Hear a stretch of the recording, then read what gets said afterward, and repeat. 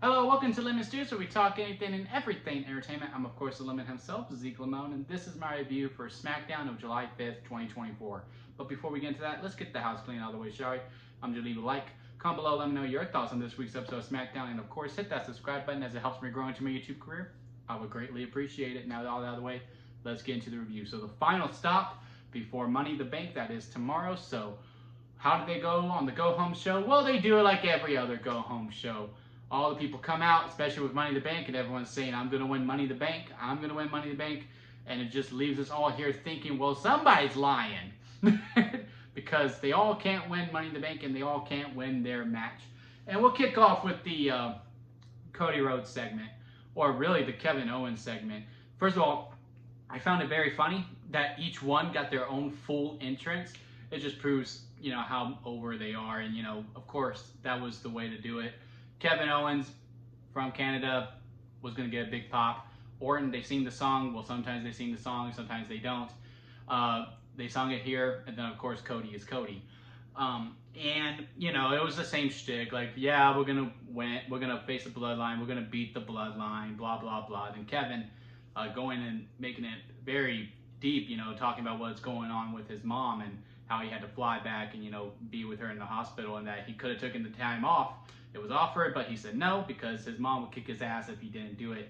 And man, it just adds so much to not just Kevin, but just also what he's able to do for the storyline, if you will, to see it through.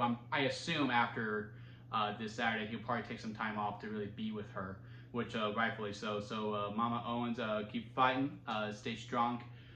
But yeah, overall, the segment, besides that, really not much to really talk about. It really was truly a we're gonna beat the Bloodline, and then of course the Bloodline talking. The post-credit scene is what I'm calling it, where Solo is basically admits, yeah, no, I kind of took the title from Roman, and if he wants it back, he could try to take it from me. But now I'm the tribal chief, and this is where we're at. It was a good little stinger, and of course the online complaints, and I was one of them too, that man, I really don't see Cody versus Solo being the main event of SummerSlam, because quite frankly, guys, the match is not the main event. It's the post-match angle that is the main event, because we're going to hear the choir.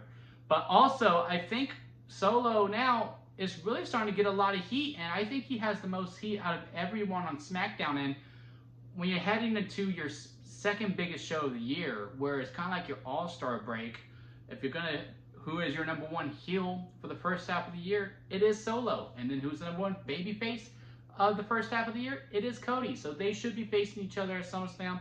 I am for it. I have been seeing the 0-34 thing that's going on. I think that's with house shows. House shows aren't canon. But I do agree that it really would have benefited a lot more for the storyline if they had Solo just pick up some more wins after he beat Cena, as opposed to, I think he lost to LA Knight, then he lost to someone else that I can't think of off the top of my head. I'm pretty sure he lost to Cody again on the road to WrestleMania. But anyway, yeah, it would have helped if he was getting some more wins to really justify this, where he couldn't handle defending the title, because you've definitely lost quite a bit to Solo. And again, the wins that he has gotten, it hasn't been clean. So it'll be interesting, but it does make sense that, look, your number one face and your number one heel should be facing each other in the main event of your second biggest show of the year, if it is an all-star break, and if those are the top two. And you know how this is going to end at Money in the Bank. Solo will pin Cody to justify the title match, and we'll be off for the races. So am I super excited for it? No. Am I understanding of it? Yes. But man, I'm really going to be pulling for Kevin even harder tomorrow after the story that he shared on SmackDown, especially with the passion that he brought to it. It was just something.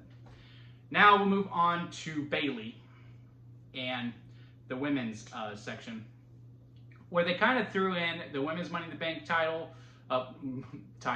women's Money in the Bank briefcase match, and Bayley's match all into one. They really showcase 9 women, which is always beneficial to showcase as many people as you want. I would have preferred if we just had a segment to the women's. Now I get it. You run the worry of that you have the same segment twice, and this was the best way to get out of it.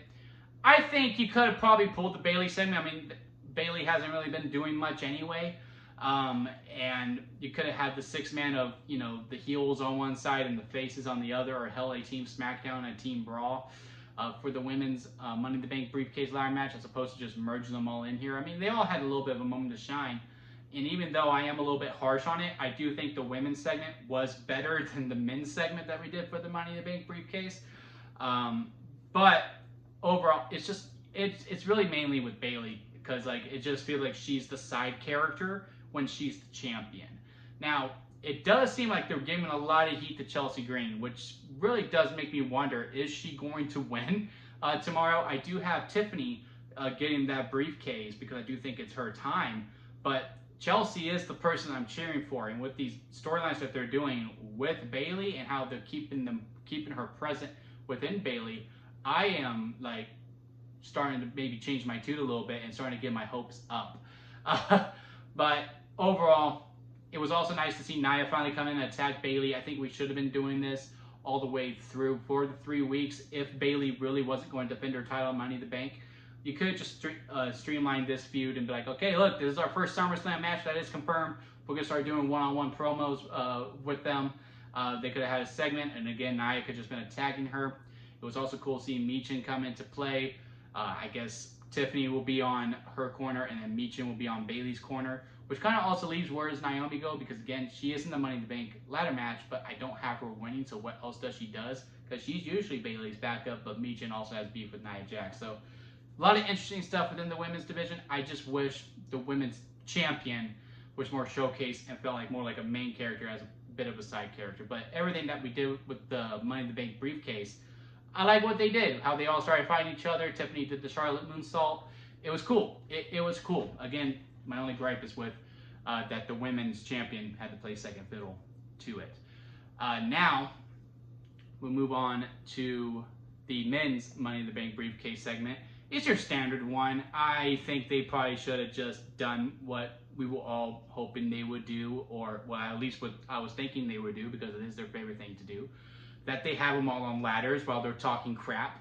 This whole that Jey Uso came out, I did like the yeah and yeet off that happened between them towards the end, and then, you know, Carmelo comes out, says his piece.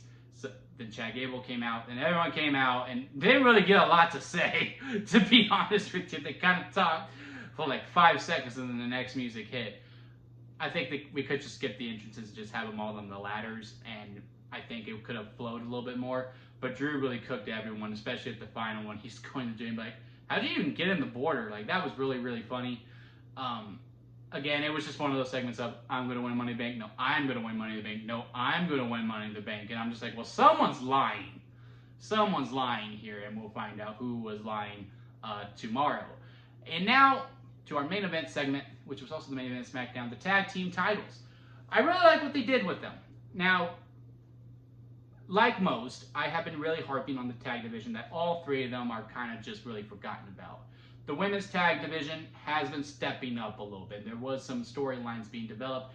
I mean, after Jade and Bianca beat Indy Hartwell and Candice LeRae for like the 20th time, they said, we're coming back for our titles. Okay, at least they're keeping them relevant on both shows, and it's not just forgotten about. I also don't really like how these tag teams are going for the briefcase, and then like, oh, well, I didn't get the briefcase. I guess we'll go for the women's tag titles again. It makes them feel a little bit second fiddle, but hey, it is what it is. The briefcase needs to feel important too, and you need your top stars to go for it. But, you know, they had their segment, and it's still pretty much on their mind, so that's cool. They were taking steps with the women's tag titles. And these WWE tag titles, with them being in the main event, and also with these video packages that we deliver for all of them, they were giving them the treatment that Triple H gave the U.S. title and the Intercontinental title when he first took over from Vince back in, what was it, 2022? Was it 2022 or 2023? And that video package for WWE Tag Team, I was like, okay, all right. It seems like they hear us going, make the tag division mean something a little more. And they gave them 30 minutes. And to me, this was a pure tag team wrestling match where it wasn't just one-on-one for a little bit and then some tagging and tag outs and then we're building up to some hot tags. No, you really had to worry about all 4 people as it went. I mean, from the get-go, where Grayson Waller and Tommaso are in there, and Grayson's hitting Johnny, and then Tommaso is hitting Austin, and then all the spots that they were doing where Johnny was on the outside and he has to duck Austin, and then he's doing this crazy Canadian destroyer to the outside that looked very stiff, and I hope Grayson is feeling okay after that. Building up to get the tag to Tommaso, but then Grace is pulling him outside the ring. Johnny has the pin, and Austin's putting the foot on the rope. I was like, this is great. And all these tag team moves that they were doing, and then it finally happens in the end, and DIY wins the tag team titles. I was like, look, if this is going to be like their standard for title matches, oh, we're in great hands with it. Again, it's just now about just building up the storylines throughout. We didn't do the breakup here. We did not do the A-Town Down Under breakup, which is inevitably going to happen. I'm hoping they prolong it to SummerSlam. I'm really hoping SummerSlam is like a Night of Champions where all 8 or 9 titles are on the line, and all those storylines are just focused on that, plus, you know, Drew versus Punk, which will not have a title. And we could do the breakup at SummerSlam where Austin Theory turns face. But yeah, overall, great main event. Good SmackDown overall. It was a little bit of a step down from the last 2 weeks that we had. But again, this was really a go-home show where the obvious theme throughout is I'm going to win at said PLE here, which is all really go-home shows, especially with the PLEs being on Saturdays. It is kind of a little buffer, but some things move forward, and I am glad that we have new tag champions, and it does look like we are going to take the tag division much more seriously moving forward. I'm hoping between all 3 brands, and not just on the SmackDown side. But yeah, overall, let me know what you thought about SmackDown down in the comments section. Let's have a nice discussion. And of course, leave a like if you did enjoy this. And again, hit that subscribe button as it helps me grow into my YouTube career. And do not forget to squeeze the days, guys. Life is way too short to not live it to your full potential, so squeeze it to your absolute best. And until next time, I'll see you here at Lemon Studios.